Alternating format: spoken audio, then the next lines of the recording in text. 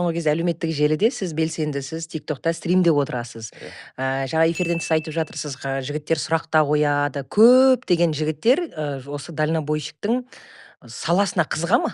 Өзім бірінші үйреніп алдым. Өзім үйренгеннен кейін жақын достарымды үйреттім. Содан кейін как сарафанный радио дейді ғой. Олар келіп достарына айтты. Автошкола аштым. 3 жыл болды. Дальнобойщиктерге арналған. Дальнобойщиктерге арналған. Барлығына ма? Дальнобойщиктер и жеңіл машина тоже бар. Ол өзіңіздікі? Иә. Айына 4-5 адам үйретіп жүрдім. Бүгінгі таңда бізде уже 2023 жылы 360-қа жуық түлек жібердік. 360 водительді фура айдауды үйретіп и жұмысқа кіргіздік. Содан кейін жұмыстан кетпеді, әлі жұмыс істейді.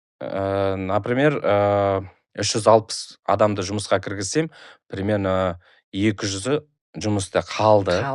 Қалғаны айтты, бұл жұмыс қиын, жарамайды, анау-мынау деп кетіп қалған.